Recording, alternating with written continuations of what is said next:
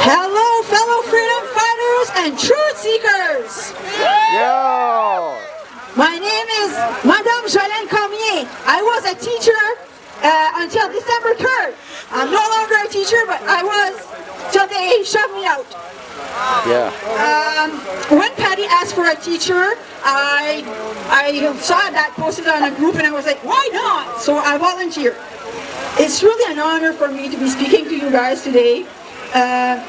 Being a teacher, it was never easy during COVID. We had to fight with the kids to have them the mask, social distancing, sanitize your hands 4 times, going to the bathroom, sanitize before, sanitize inside, sanitize again, sanitize back in classroom. Not easy. Just this fall is where it all turned bad, okay? Before school started, we received an email from district telling us that if we weren't vaxxed, we had to follow specific directives. So we had to be inside our class to take our mask off.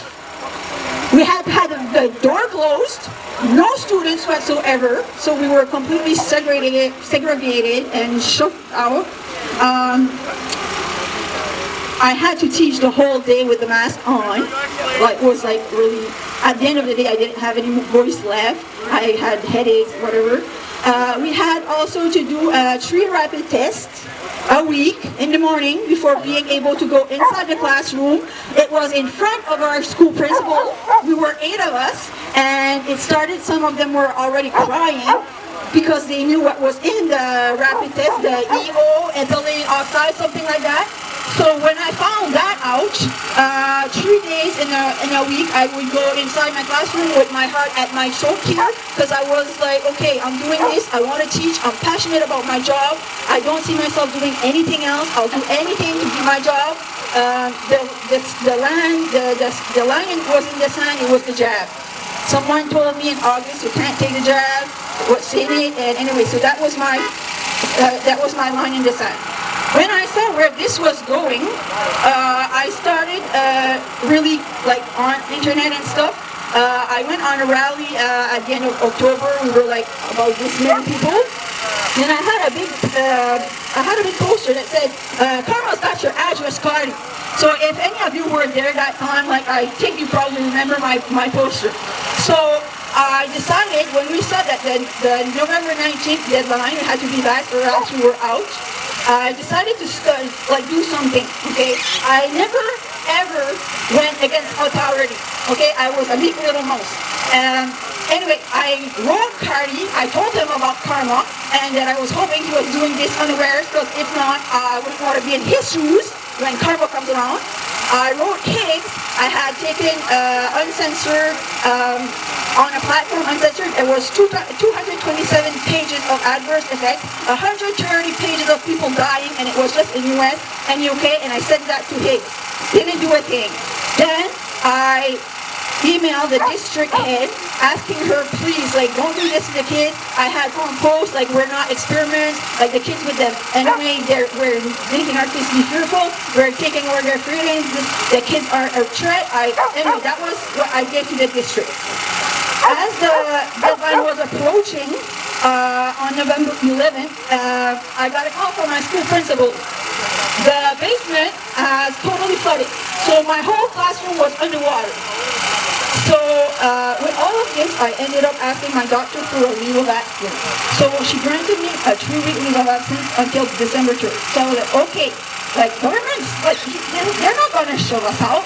He's going to back off. So anyway, I had like 2 more weeks, more than my fellow workers that lost their job. So anyway, while I was at home, those 2 weeks, I continued researching, and I saw in a group that you can do some NOL, okay? So I was like, all this time I was like, I want to protect the kids, I want to protect the kids. What else can I do? I'm done for this. Like, how can I protect the kids? So what I did, I got the NOL from, I think it was something in British Columbia anyway. So I put in local parenting, because the kids, they're in my care. At the daytime, the parents, they trust me, they put the kids in my care. So what I did, I put the 22 names of my students, not mine. I was already schooled. I put the 22 kids' names on there, and I put in local parenting, legal guardians for the kids in the daytime. and I signed it, okay? I went on December 3rd, I gave my computer with my keys, and like, it wasn't, like, it wasn't well received, okay?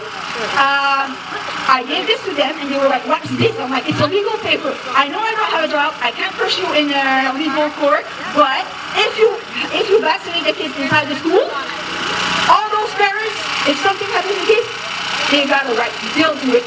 And I was like, check it out. Government doesn't support you. Big Pharma doesn't support you. It's gonna be your next. So anyway, my principal was really pissed at me. She really, like, she went into me. I left there, I was like a mess. I was like crying, bawling my eyes up. But I was like, okay, this is the last thing I could do to protect the kids. Like, who cares? Like, I did what I had to do. So anyway, as far as I know, there haven't been any clinics, none whatsoever in the school district that I serve. But I believe that some other districts, they had their clinics held inside the school. They did? Yeah. So it cost me everything. It cost me friends. It cost me a 20-year career. I can't go back. Like, the principal, like, basically she probably hates my guts now. Like, if all this blows over, I have to start from scratch. I have to be transferred to another school, and I have to build new relationships and everything. So as of December 3rd, I'm at home, no salary, no nothing. I had to trade like mint car there. I'm trying to get rid of that. And no one's hiring, probably because I'm back, and like because I'm at home, had to take care of my kid from the daycare. So I have to get home for her for the bus and when she arrives. So there's obstacles everywhere, okay? So if you ask me if I would do it again, hell yes. Yeah. Like, really, I saved the kids. Yes. Like, I was passionate about my job. Yeah. Everyone was saying, you can't let them do this to you, you're too good a teacher, like the kids are losing, like you can't let them do this, you can't let them put you up. And I had pressure from everywhere. Like, my fellow colleagues, like, they'd go to restaurants, we couldn't even go, and they had, like, at school they had, like, meetings, like, special meetings with special food, and yeah, I see couldn't go there either. Like, we were really, like, shunned. Like, if we were, like, sick or, whatever, they had some germs or something, like, I felt really alone until I found, like, 15 groups of people here.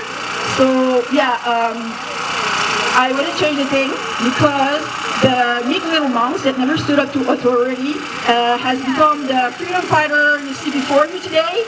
And thank you. Lion. And my purpose, it was serve the kids are safe. I told my vice principal, he's like, what do you want out of this? I'm like, if I save 50 kids, I save 50 kids.